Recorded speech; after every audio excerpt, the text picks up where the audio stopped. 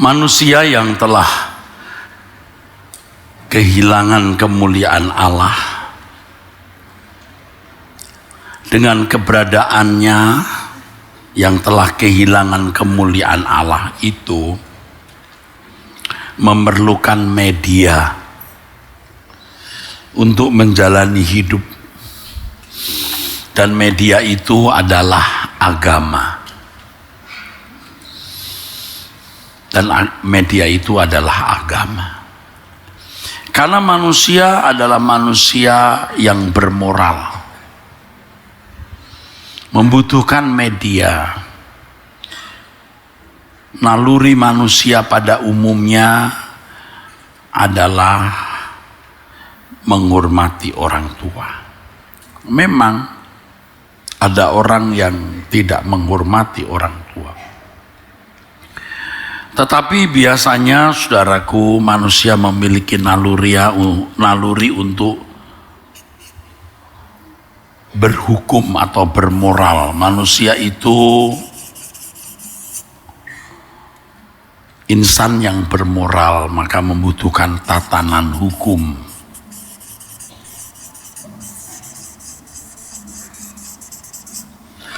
Membutuhkan tatanan hukum, saudara.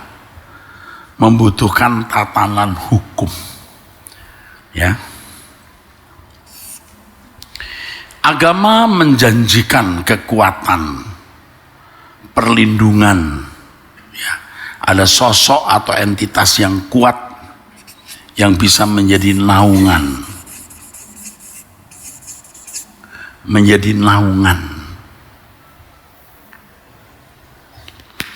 Jadi manusia yang bermoral membutuhkan tatanan hukum, memerlukan naungan. Dan biasanya agama itu memiliki rohaniwan yang bisa menjadi mediator. Di agama-agama pada umumnya juga ada, ya saudara, yang namanya pemimpin agama. Kalau dalam kehidupan masyarakat mereka mengenal adanya orang pinter, dukun, itu bisa menjadi mediator.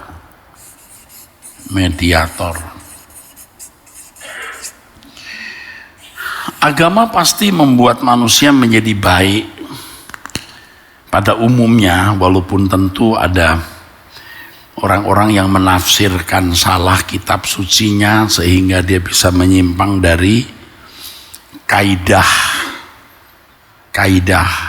etika umum. Pada umumnya ini agama cocok. Agama Yahudi memiliki ini. Agama Yahudi memiliki 10 perintah Allah. Lalu di breakdown dalam satu kitab yang namanya kitab Misipatim yang memuat undang-undang sipil, dan Taurat itu di breakdown menjadi 613 hukum, peraturan. Mereka memiliki Elohim Yahweh yang menjadi naungan, yang membelah laut Kolsom, yang merobohkan tembok Yeriko, saudara, ya. Allah yang heran dan besar, ya. Mereka punya mediator, para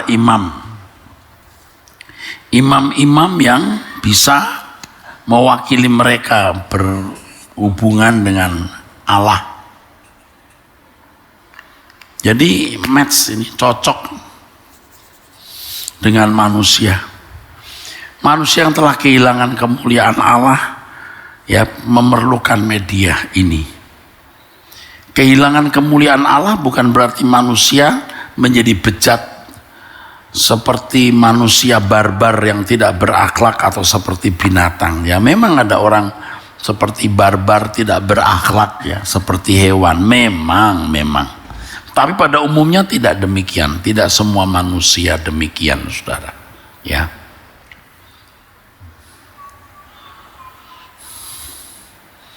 Jadi agama itu bisa subur di mana-mana. Bahkan di banyak suku bangsa ya terjadi di mana budaya menjadi agama, saudara, yang mengajarkan tatanan hukum, etika. Keselamatan yang Tuhan Yesus tawarkan kepada kita, yang disediakan bagi kita, itu nggak match dengan manusia, nggak cocok, nggak cocok. Yesus datang itu menebus dosa kita, betul, membenarkan kita dan membawa kita kepada Bapa di surga. Lalu Bapa di surga memberikan Roh Kudus. Bapa di surga mau mengubah orang yang dibenarkan ini walaupun belum berkeadaan benar untuk menjadi manusia sesuai rancangan Allah semula. Manusia rancangan Allah semula bukan manusia yang diatur oleh tatanan hukum, bukan manusia yang hidup di bawah bayang-bayang peraturan.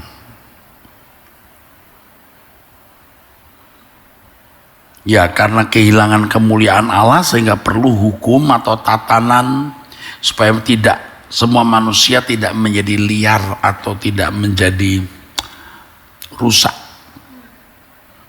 Sebenarnya rancangan Allah itu manusia memiliki gambar dan rupa Allah. Ya, gambar dan rupa Allah.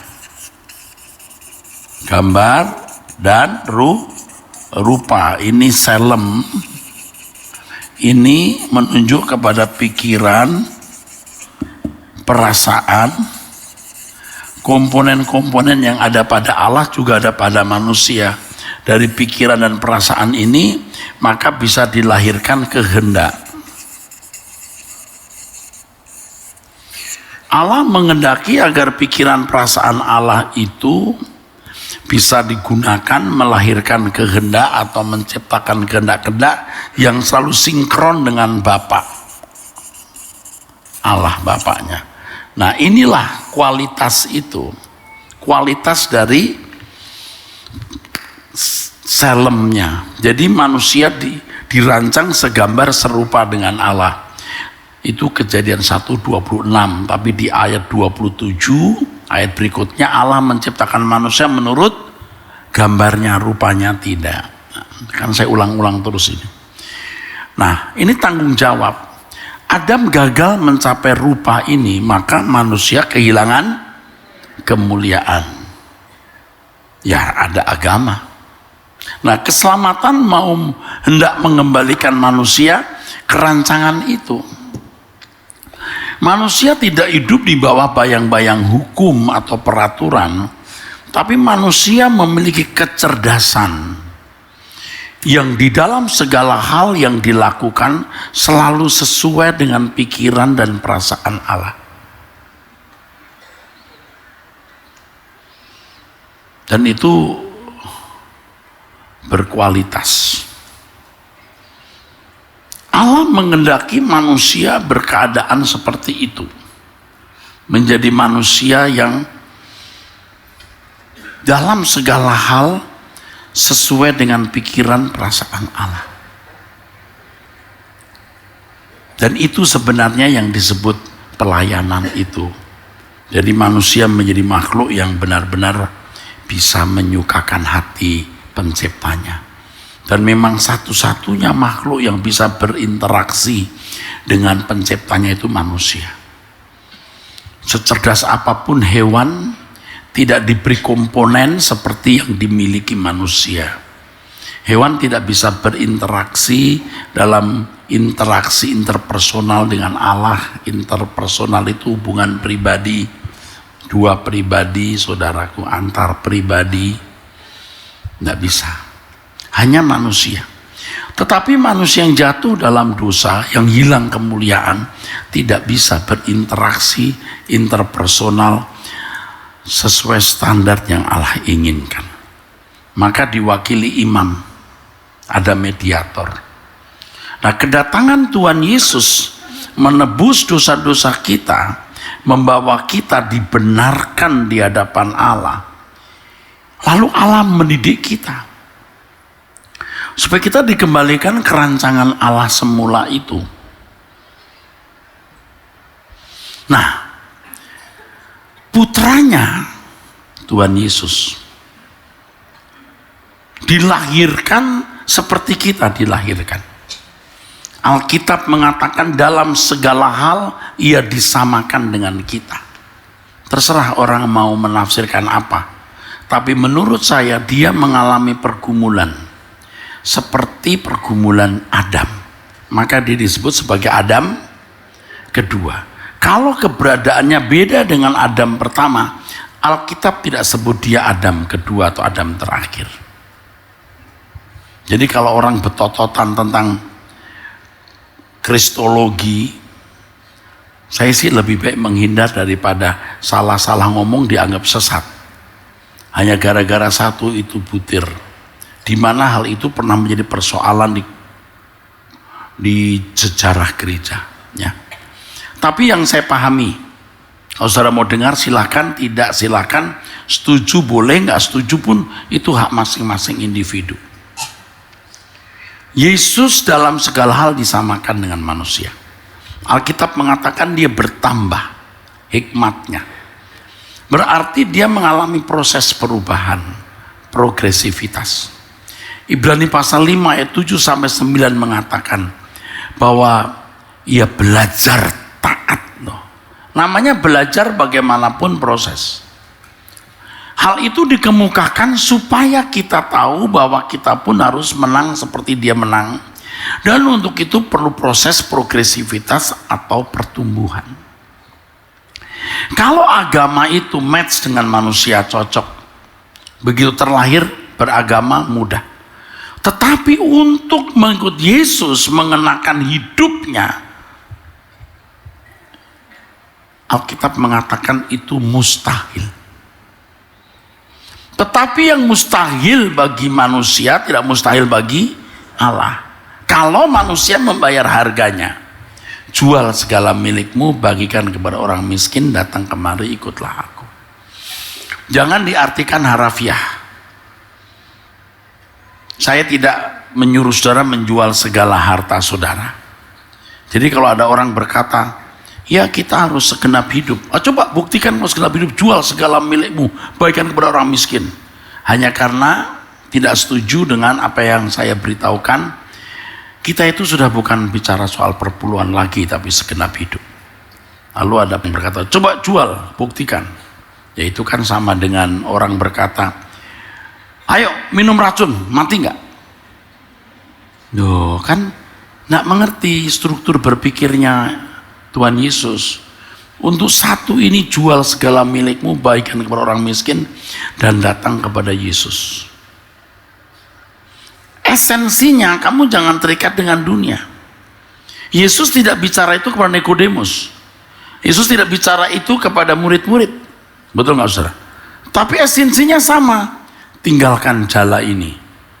Tinggalkan perahu nelayanmu, ikut aku. Sama.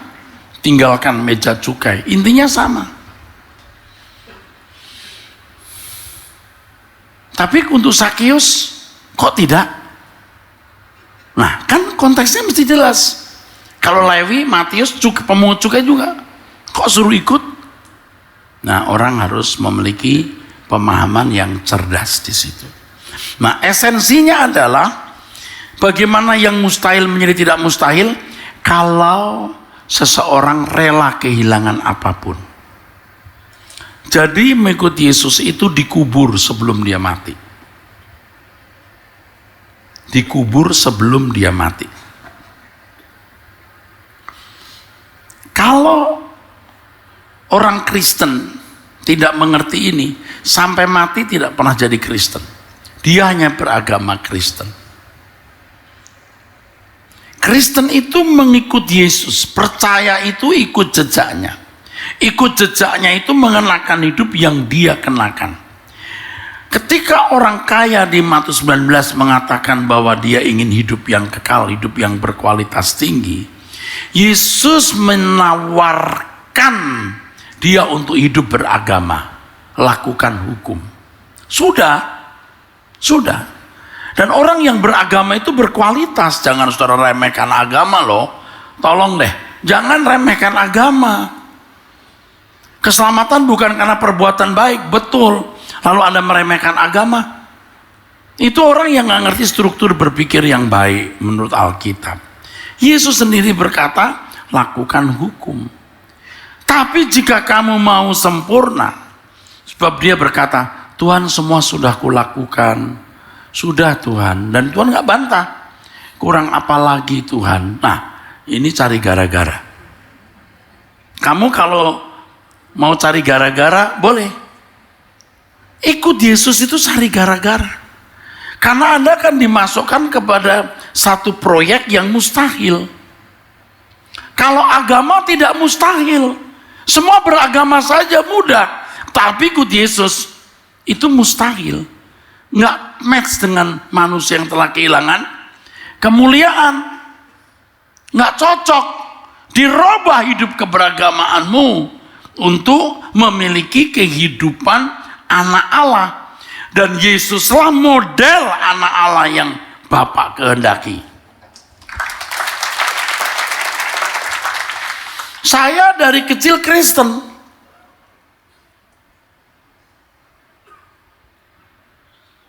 Saya dari kecil Kristen, saudara.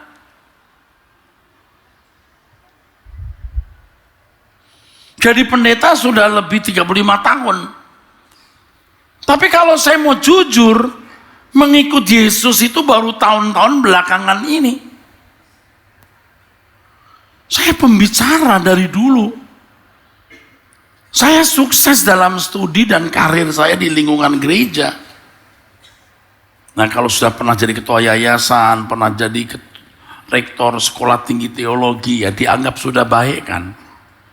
Tapi saya nggak yakin waktu itu saya ikut Yesus. Ikut Yesus pun tidak tepat, tidak proporsional, belum benar, saudaraku. Bagaimana Pak Eras bisa mengatakan itu? Ya, saya yang kenal diri saya kan saya lebih dari saudara. Yang kenal diri saya itu saya dan tentu Allah. Ketika saya temukan dengan usia 60 tahun ini, masih ada unsur-unsur Erastus yang belum dikubur, saya sadar bertahun-tahun saya telah menyia-nyiakan waktu saya.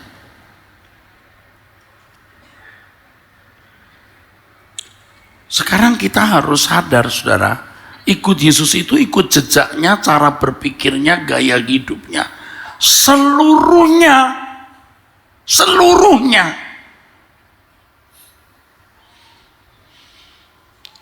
Pasti ini tidak ketemu dengan banyak orang, tidak bisa ketemu. Karena cara berpikir saudara sudah salah dalam waktu lama. Nah bisa, saya sadar. Kalau khotbah semacam ini atau yang hari-hari ini saya khotbahkan 15-20 tahun yang lalu. Kalau 15-20 tahun yang lalu saya sudah seperti hari ini, jemaat Rehoboth pasti tidak sebanyak ini. Lebih sedikit. Nggak ada orang mau ikut. Mau dikubur sebelum mati.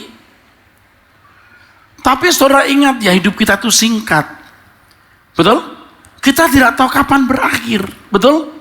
Dunia bukan hunian ideal. BMKG sudah meramalkan akan adanya gempa besar. Belum corona, belum perang. Aduh saudara, baru saya dengar orang yang pembuluh kepalanya itu namanya tersumbat atau pecah. Sudah kejang-kejang lalu nggak sadar diri. Baru beberapa waktu ngobrol. Hidup itu begitu.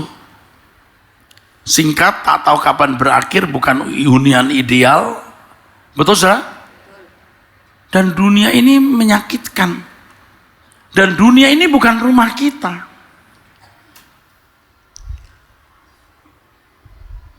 Makanya kalau orang khotbah memungut ayat-ayat Alkitab Perjanjian Lama, lalu mengenakan dalam hidup orang Kristen secara harfiah, itu standarnya turun sebenarnya. Standarnya turun, saudara. Standarnya turun. Memang banyak pelajaran rohani, pelajaran moral di Perjanjian Lama. Tapi itu tidak jauh beda dengan para motivator.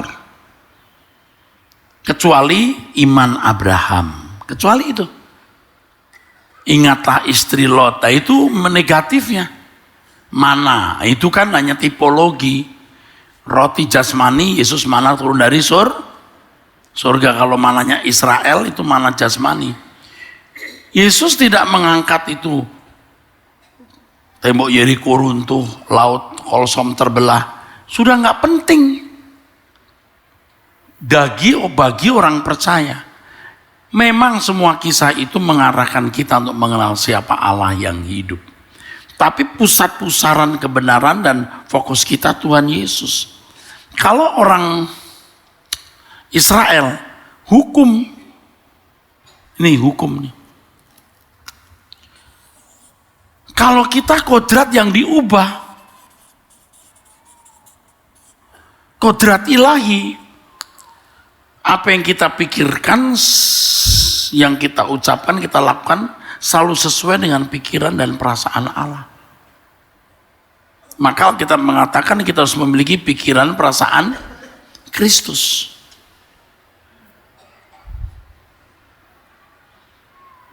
Kita harus sempurna seperti Bapa, serupa dengan Yesus. Sempurna seperti Bapa bukan berarti lalu kita menyamai Bapa. Setiap orang tuh kesempurnaannya beda-beda. Pak Yosua beda dengan Pak Suranta. Karena persoalan hidup masing-masing itu beda. Soalnya beda, tapi jawabannya harus sesuai dengan apa yang Allah pikirkan. Mengerti saudara? Beda-beda masing-masing. Tetapi semua yang kita putuskan, kita pikirkan, harus selalu sesuai dengan pikiran dan perasaan Allah. Persoalannya beda-beda, Pak. Amin. Kalau hukum itu hanya tataran yang kelihatan, yang penting tidak membunuh, tidak berzina, tidak mencuri, menghormati orang tua. Menghormati orang tua pun juga sebenarnya tidak jelas apa itu ukuran menghormati. Tunduk, beri uang. Dan setiap suku bangsa pasti beda aturannya di situ. Kalau ikut Tuhan Yesus menyangkal diri. Menyangkal diri itu bukan saja tindakan yang mengatakan tidak untuk hal yang bertentangan hukum. Menyangkal diri itu menyangkal seluruh unsur kemanusiaan, naluri kemanusiaan dalam diri kita. Ini prosesnya panjang. Maka orang tidak boleh terikat, terbelenggu oleh percintaan dunia. Lepaskan semua, baru ikut aku, kudidik kamu. Melepaskan semua bukan berarti sudah lulus, belum. Dengan gen yang baik yang saya miliki, dari muda saya membela pekerjaan Tuhan. Saya berkhotbah, dapat banyak uang, habis untuk sekolah teologi di mana saya jadi pemimpin. Iya, jumlahnya besar. Sampai saya tidak beli rumah. Keluar dari tempat itu saya belum punya rumah sendiri. Apakah itu baik? Belum tentu. Dengan gen yang baik yang saya miliki, saya punya hati murah. Tapi Alkitab mengatakan walaupun seluruh hartamu kamu berikan tanpa kasih, sia-sia. Kasih itu apa? Tindakan yang selalu sesuai dengan pikiran dan perasaan Allah. Amin. Saya bukan orang jahat. Saya kira banyak orang kenal saya sebagai orang baik. Tapi apakah saya benar-benar baik menurut pemandangan Allah? Belum tentu. Sebab yang dikehendaki Allah itu tindakan-tindakan kita itu sesuai dengan pikiran perasaan Allah. Maka pikiran kita harus cerdas, namanya memiliki kecerdasan rohani. Supaya semua tindakan kita selalu sesuai dengan pikiran perasaan Allah. Supaya pikiran perasaan kita selalu melahirkan kehendak yang sesuai dengan Bapa. Beri kemuliaan.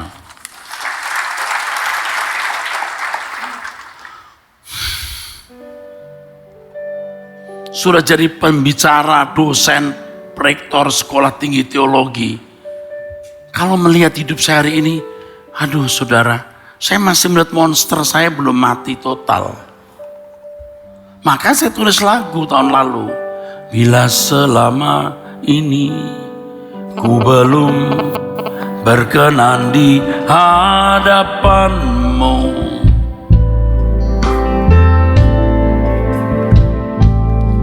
tak ku lakukan kehendakmu, tak ku penuhi rencanamu Bapa. Ini benar.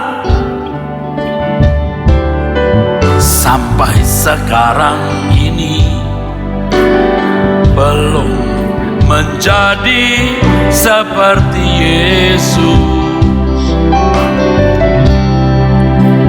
Beriku kesempatan di sisa waktuku kau ubahkan. Saudara ya, sebagian saudara ini belum mengikuti Yesus, atau mengikuti Yesus tapi tidak sesuai dengan standar yang Tuhan kehendaki.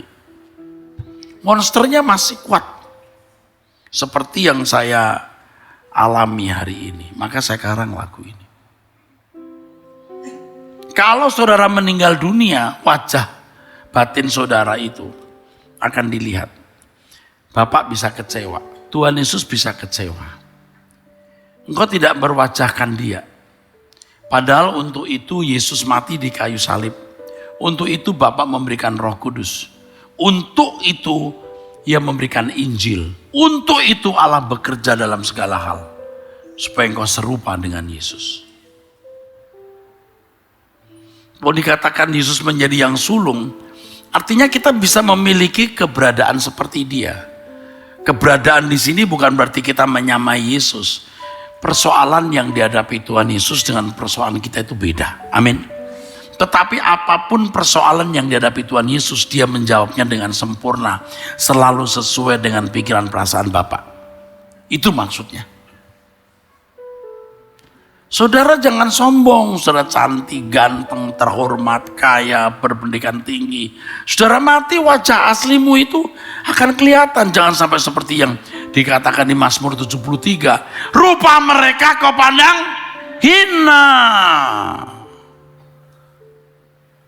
Ayolah kita meratapi keadaan kita ini.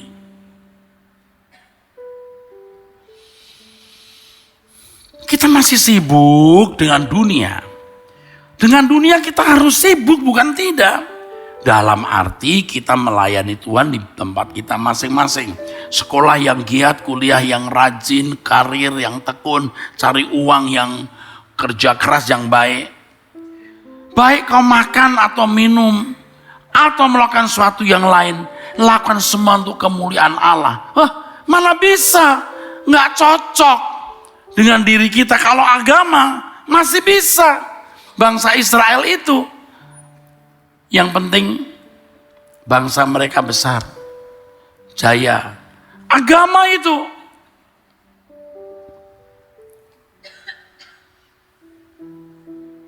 Tapi saudara ditebus oleh Tuhan Yesus, saudara harus berani hidup mengenakan hidupnya, meninggalkan dunia dengan segala kesenangannya. Masih di dunia, masih bisnis, pakai mobil bagus, tinggal di rumah bagus. Enggak salah, hatimu tidak melekat di situ.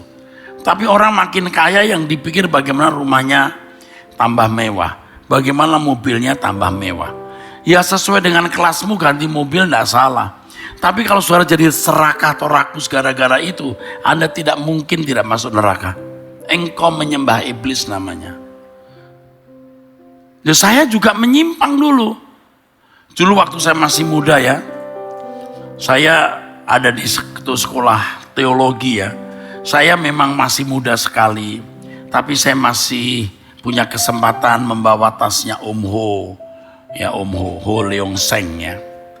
Dia bapak rohani. Yang sampai meninggal dunia mobilnya masih mobil niaga ya. Walaupun dia mampu beli mobil mewah, saudara. Bajunya ya itu-itu saja, tidak banyak ya. Betul. Waktu itu kita melihat Tuhan Yesus dan melihat wajahnya. Kalau kita nyanyi lagu ini kita nangis. Saya mau iring Yesus. Saya mau iring Yesus. Karena lihat Bapak rohani yang begitu. Sampai selama-lamanya.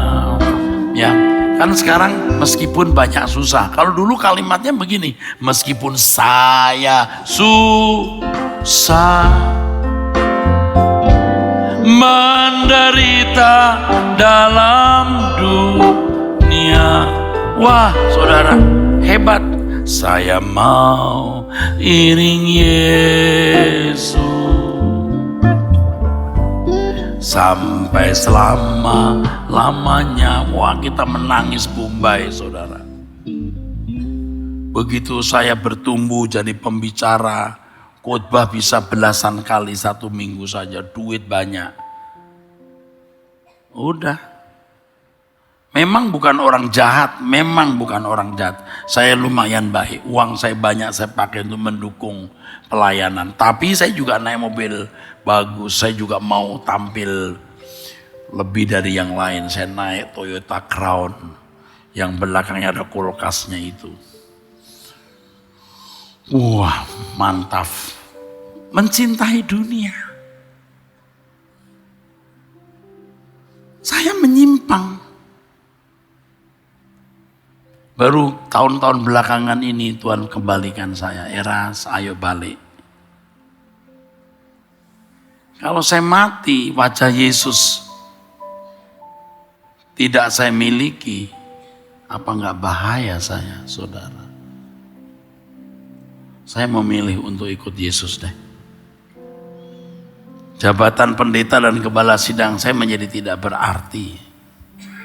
Iya, kalau kita tidak memiliki pikiran perasaan Kristus dalam hidup kita. Saya percaya satu hal, ini Anda ngerti atau enggak saya tidak tahu. Dimulai dari jangan melakukan apa yang kau pandang salah. Milih komitmen untuk sempurna seperti Bapa serupa dengan Yesus. Segala sesuatu yang kita lakukan selalu sesuai dengan pikiran dan perasaannya. Dari situ maka bangunan teologiamu tidak mungkin meleset. Tidak mungkin meleset. Nah, terserah saudara bisa memahami tidak perkataan saya ini. Ada orang belajar teologi, pinter ngomong. Lihat dari cara ngomong di medsos saja, kita bisa membaca. Tuhan Yesus tidak suruh begini nih modelnya. Modelnya nggak begini nih. Makanya kita harus menggunakan modelnya Tuhan Yesus. Diam, jangan banyak ngomong. Kita memenggarami orang di sekitar kita. Sebagian saudara ini belum Kristen, hanya beragama Kristen. Kalau Kristen yang benar itu makin serupa dengan Yesus. Jangankan saudara saya pendeta saja bukan Kristen dalam tahun-tahun panjang. Apa sulitnya beragama Kristen dengan semua fasilitas yang bisa dimiliki? Saya tidak ngebluff nih. Anda lihat muka saya jujur enggak?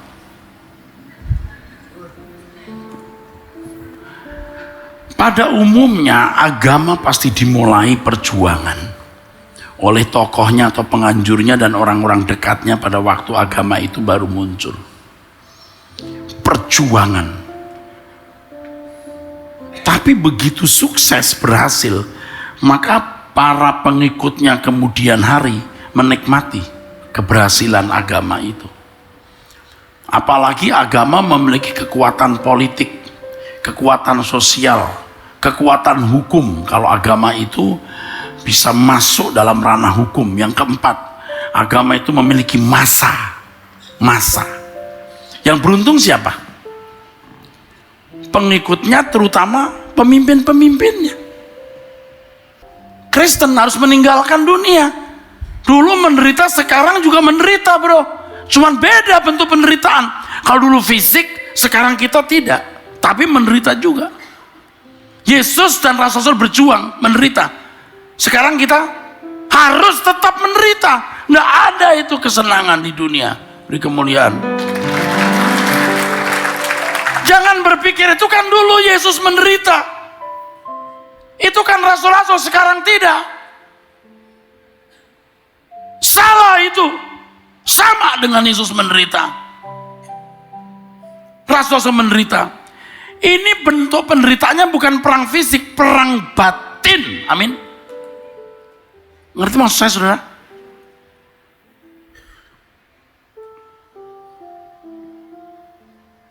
Paulus tidak menikah, bukan karena dilarang menikah. Ya karena tidak cukup waktu untuk dia menikmati hidup. Sekarang kita menikah, tidak salah. Tapi satu ya. Dan kalau dipanggil tidak menikah, jangan menikah ya. Karena semuanya memang harus untuk Tuhan. Kamu bukan milik kamu sendiri dari dulu. Nggak boleh sembarangan kawin, sembarangan pakai uang. Saya bicara ini bukan supaya saudara kasih uang saya loh. Nggak ada. Jangan begitu. Nggak begitu.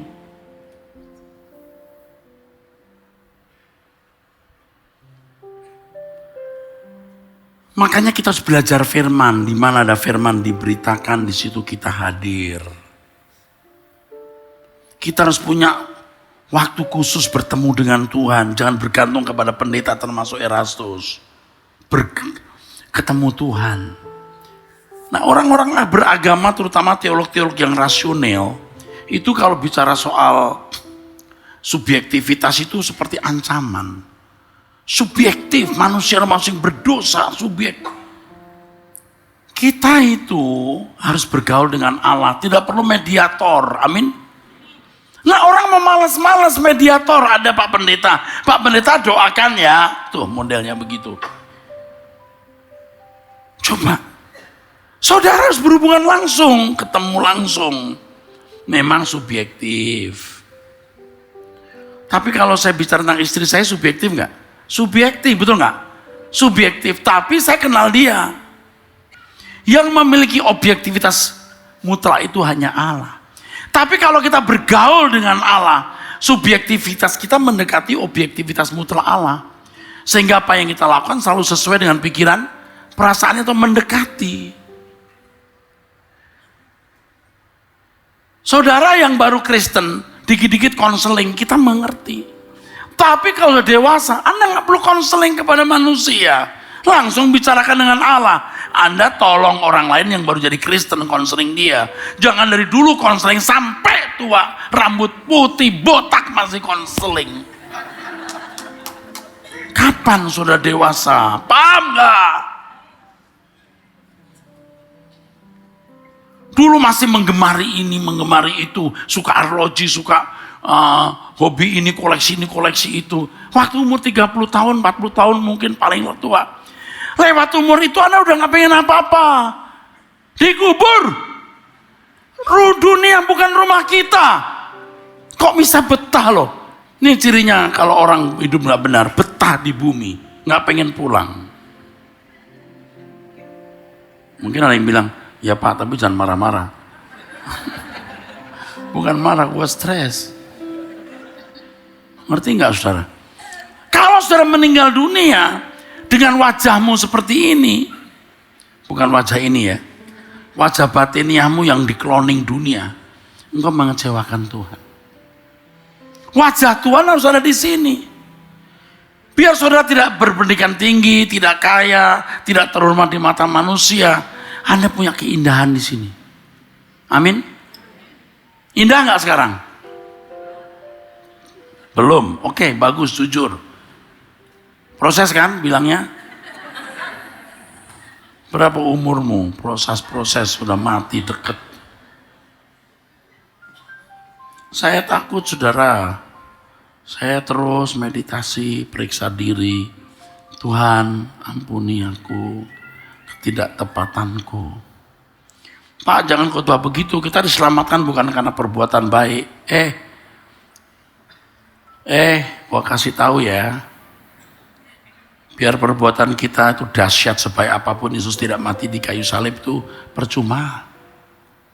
Tapi dengan kematiannya di kayu salib, kamu bukan hanya diajak jadi baik, kamu keluar dari kodrat manusiamu, masuk kodrat ilahi. Yesus datang bukan bawa agama. Tidak ada Yesus orang udah match dengan banyak agama, dengan agama apapun. Tapi Yesus datang bawa kehidupan anak Allah, rancangan Allah semula, di mana manusia segambar serupa dengan Dia. Itu perlu perjuangan. Kalau orang nggak nekat betul, nggak bisa. Amin. Nggak bisa. Di gereja urusannya masih mujizat, sakit sembuh, utang nggak bisa bayar, belum nikah, belum punya anak. Itu urusan di luar sana dengan tanggung jawab Tuhan pasti sertai. Tanpa Tuhan pun juga orang bisa, orang kafir pun juga bisa. Karena ada tatanan yang Allah buat. Tapi yang satu ini nggak di mana-mana, hanya di dalam Alkitab yang diajarkan oleh pemberita yang benar. Pemberita yang juga mau dikubur. Dikubur. Saya mau dikubur. Saya pernah ngomong kan, kalau Tuhan suruh saya bawa peso, saya belah dada saya bunuh di depan jemaat. Saya lakukan itu untuk menunjukkan saya serius nih dengan Tuhan. Tapi tentu tidak boleh begitu kan. Kalau bunuh diri jangan di sini Pak Eras.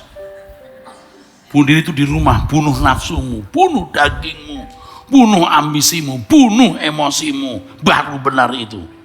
Itu waktu di luar sana Pak, waktu naik mobil diserempet. Gimana sikapmu? Nah, itu baru bunuh dirinya di situ. Betul nggak saudara? Ini tepuk tangan untuk siapa ini? Untuk diri sendiri ya. Paham saudara? Amin. Ikut Yesus itu Pak, cari masalah Pak. Makanya itu ada satu judul dalam khotbah saya di YouTube, mencari apa? Mengikut Yesus itu mencari masalah. Itu kalau orang salah ngerti bisa jadi viral lagi itu. Ini pendeta gila nih ngomong apa lagi nih? Mau ikut Yesus cari masalah, ikut Yesus itu menyelesaikan masalah. Enggak. Kalau kamu ikut Yesus untuk menyelesaikan masalah duniawi, bukan Yesus yang benar itu. Itu lampu Aladin yang digosok-gosok. Apa namanya? Jin. Tapi saya tidak pernah berkata Yesus itu jin. Enggak, dengar khotbahnya. Yesus kok jin? Dia itu Allah, dia Tuhan. Ada satu sosok yang kamu panggil Yesus, yang itu bukan Yesus, itu maksudnya. Aduh, saudara ngerti dah? Amin. Ikut Yesus itu berarti menghidupkan hidupnya dalam hidup kita. Kalau tidak begitu nggak ikut Yesus. Kalau saudara punya monster tidak kunjung mati, makin tua nggak bisa berubah. Jadi sebenarnya yang diajarkan oleh agama Kristen selama ini hanya agama. Makanya suka pungut-pungut ayat perjanjian lama, belajar dari Yosafat, belajar dari Daud menarinya. Mengasihi Tuhan seperti Daud. Daud mengasihi Tuhan kan?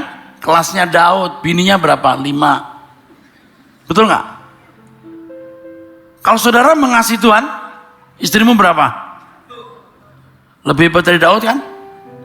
Betul, dari Daud mengasihi Tuhannya ada unsur itu.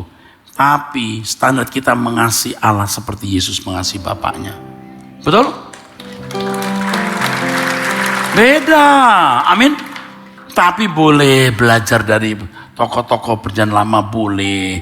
Terutama orang-orang Kristen baru, itu kan ya seperti sedikit kayak motivator lah gitu.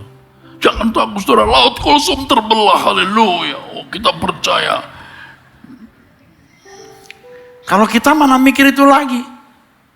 Karena yang kita hadapi kolsomnya itu bukan kolsom laut atau sungai Ciliwung yang bikin banjir. Yang kita hadapi itu di sini.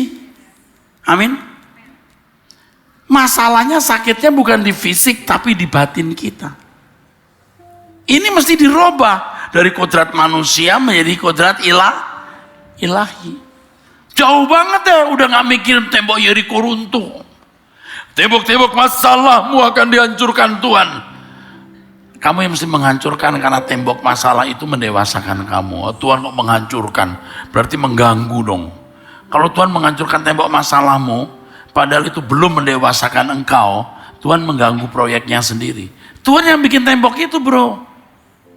Loh kok Tuhan suruh menghancurkan? Oh, tepuk tangan boleh, haleluya.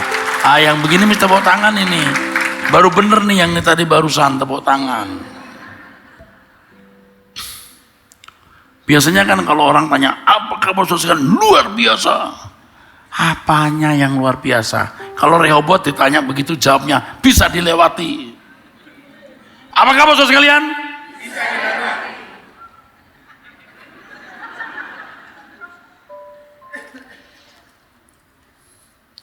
Luar biasa menurut konsep siapa? Yang tahu luar biasa siapa menurut kamu? Menurut Tuhan? Maka bisa dilewati saja.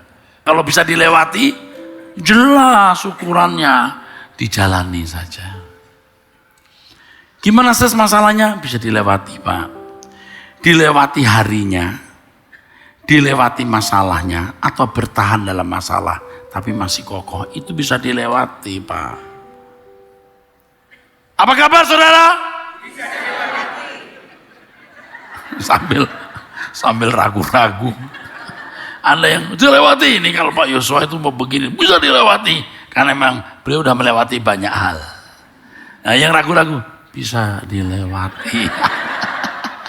Nggak yakin bisa melewati, gimana? Apa kabar saudara? Tapi jangan dipakai di umum ini ya. Gimana Bu kabarnya? Bisa dilewati. Hah? Lewat mana tadi? Kan udah nggak banjir kok bisa dilewati. Itu gembala saya ngajarinnya bisa dilewati. Tapi kalau saudara tanya saya sering menjawab itu. Dimanapun. Apa kabar Pak? Bisa dilewati. Itu saya sudah jadi bahasa otomatis. Jadi bisa dilewati. Masalah belum selesai, tapi kita bertahan melewati hari. Cukup, betul? Kita mau berubah nggak saudara? Ya? Kita mau berubah. Saudara kalau bertekad aku mau ikut Yesus, Tuhan akan pimpin saudara. Ya, dengarkan khotbah.